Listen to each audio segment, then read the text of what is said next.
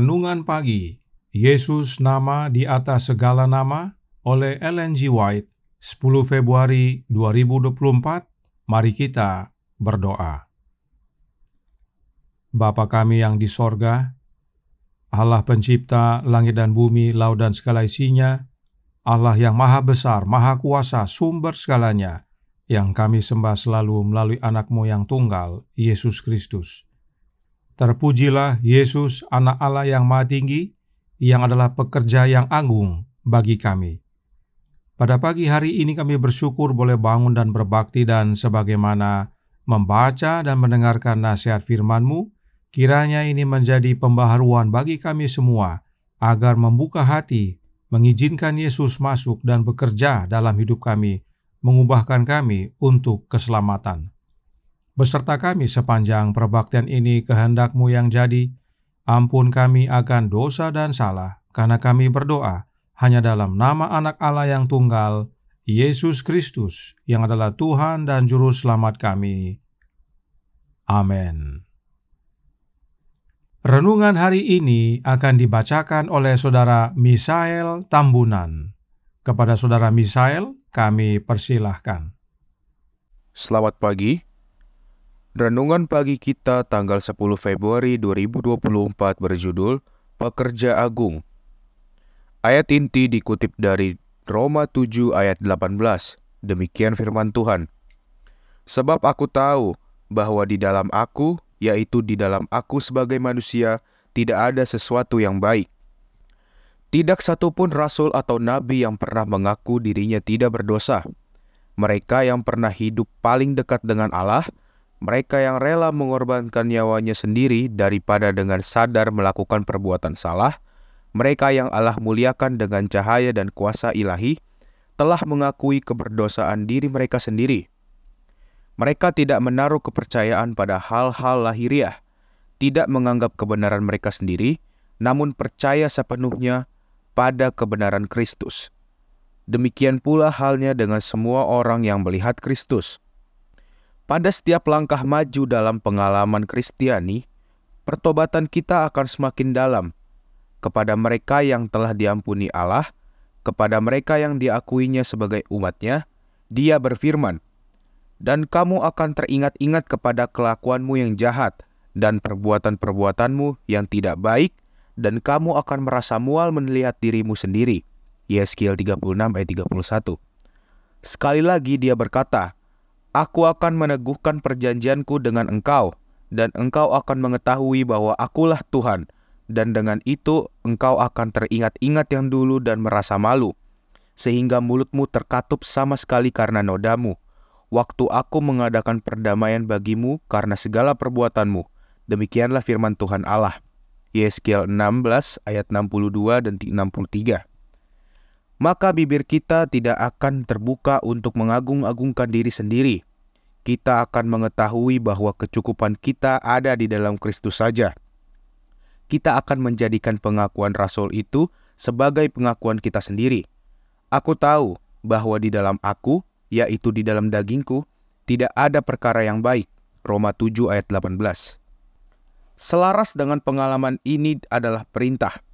Kerjakanlah keselamatanmu dengan takut dan gentar, karena Allah lah yang mengerjakan di dalam kamu baik kemauan maupun pekerjaan menurut kerelaannya. Filipi 2 ayat 12 dan 13.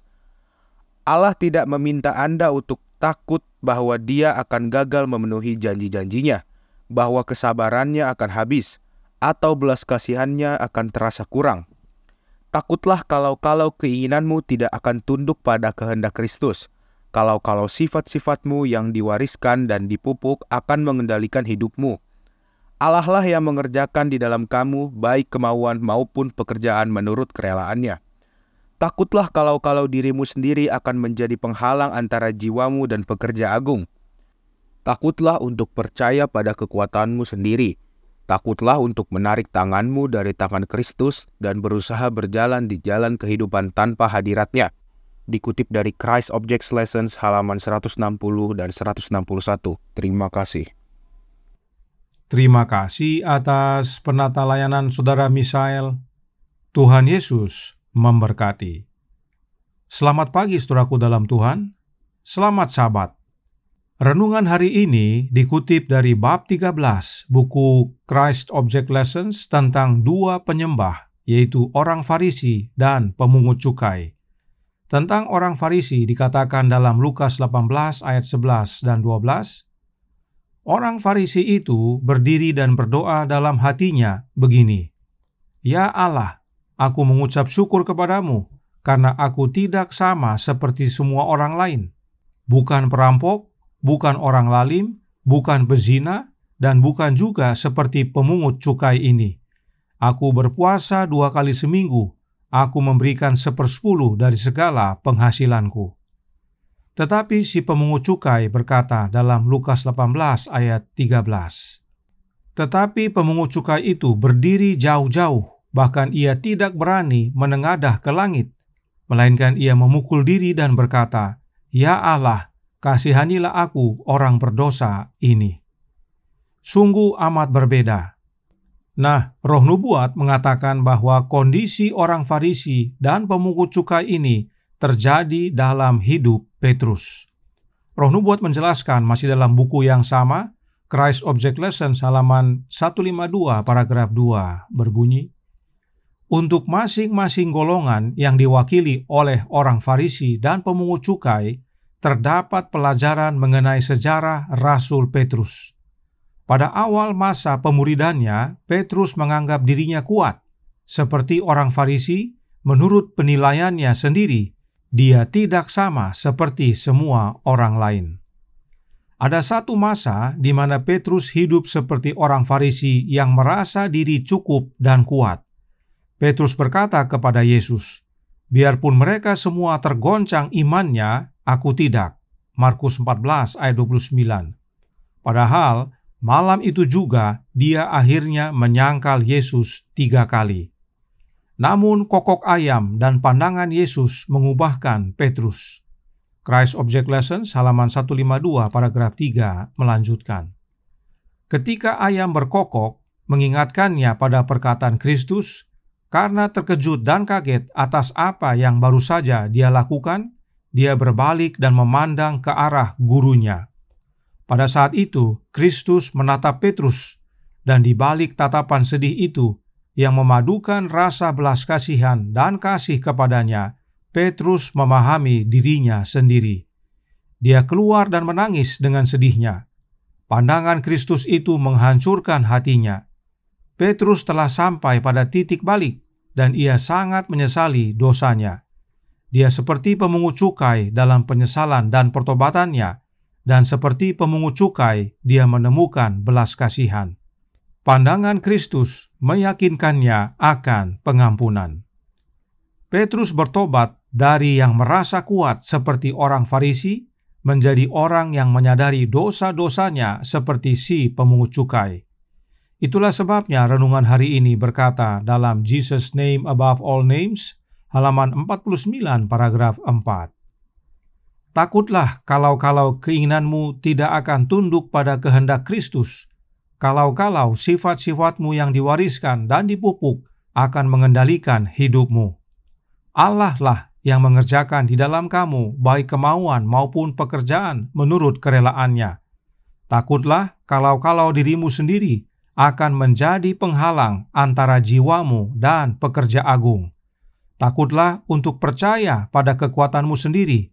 Takutlah untuk menarik tanganmu dari tangan Kristus dan berusaha berjalan di jalan kehidupan tanpa hadiratnya."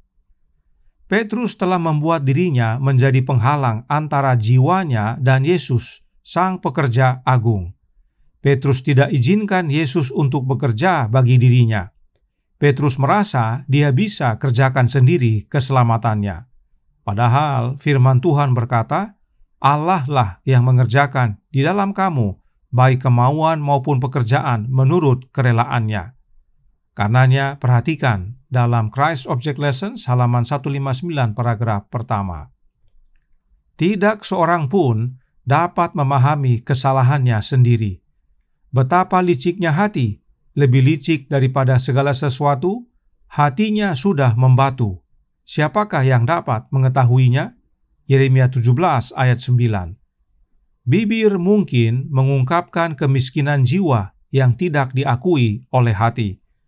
Ketika berbicara kepada Allah tentang kemiskinan roh, hati mungkin dipenuhi dengan kesombongan akan kerendahan hati yang luar biasa dan kebenaran yang ditinggikan. Hanya dengan satu cara pengetahuan sejati tentang diri dapat diperoleh. Kita harus memandang Kristus. Karenanya Roh Nubuat menasihatkan dalam Christ Object Lesson halaman 159 paragraf 3. Maka bahasa jiwa akan menjadi, Tuhan, ambillah hatiku, karena aku tidak bisa memberikannya. Itu adalah milikmu. Jagalah agar tetap murni, karena aku tidak dapat menyimpannya untukmu. Selamatkan aku meskipun diriku sendiri, diriku yang lemah dan tidak seperti Kristus. Bentuklah aku, buatlah aku, besarkan aku ke dalam atmosfer yang murni dan kudus, di mana arus kasih-Mu yang kaya dapat mengalir melalui jiwaku. Inilah doa kita kepada Sang Pekerja Agung, yaitu Yesus Kristus. Inilah pengalaman para rasul. Tidak satupun dari para rasul atau nabi yang pernah mengaku dirinya tidak berdosa. Mereka tahu tidak ada yang baik dalam diri mereka. Mereka sadar akan kelemahan dan ketidakpercayaan mereka, dan karenanya mereka hanya memandang pada Yesus dan percaya pada kebenaran Kristus. Mereka izinkan Yesus bekerja dalam hidup mereka oleh kehadiran Roh-Nya Yesus yang kudus. Suratnya nomor 4 tahun 1890 paragraf 5 berkata, kita harus menyelaraskan jalan hidup kita dengan jalan Kristus, dengan mewujudkan Roh Pekerja Agung, sehingga Yesus dapat muncul dalam pekerjaan dan karakter kita. Pekerja Agung adalah Yesus Kristus, maka Roh Pekerja Agung adalah Roh Kristus. Dengan memiliki Roh Pekerja Agung, maka Yesus nyata dalam pekerjaan dan karakter kita. Karenanya, bukalah pintu hati dan terimalah Roh Pekerja Agung bekerja dalam hati kita, yaitu Roh Kristus. Dan ini akan mengubahkan kehidupan kita untuk dilayakkan menyambut Dia datang kedua kali. Tuhan memberkati, saya bawa dalam nama Yesus. Amin. Mari kita berdoa. Bapa kami yang di sorga, Allah pencipta langit dan bumi, laut dan segala isinya, Allah yang maha besar, maha kuasa, sumber segalanya, yang kami sembah selalu melalui anak-Mu yang tunggal, Yesus Kristus. Terima kasih atas nasihat yang penting sekali bagi kami, agar kami jangan menjadi penghalang antara jiwa kami dengan Pekerja Agung, yaitu Yesus Kristus. Pengalaman Petrus kiranya menjadi pelajaran bagi kami. Kami pun sering seperti orang Farisi, merasa kuat dan cukup. Padahal kondisi kami adalah penuh dosa dan lemah. Karenanya, tolong kami ya Bapa, curahkan Roh Anak-Mu dalam hati ini, dan biarlah kami semua rela membuka hati kami, menyerahkan hati kami kepada Kristus, agar Dia bentuk, agar Dia kerjakan, sehingga kehidupan kami menjadi serupa dengan karakternya, kehidupannya, hingga pada akhirnya, bukan hanya kami menjadi pekerjanya yang kudus, tetapi pada waktu Yesus datang kedua kali, kami boleh menerima keselamatan. Beserta kami sepanjang hari ini, kehendak-Mu yang jadi, ampun kami akan dosa dan salah, karena kami berdoa hanya dalam nama Anak Allah yang tunggal, Yesus Kristus, yang adalah Tuhan dan Juru Selamat kami. Amin.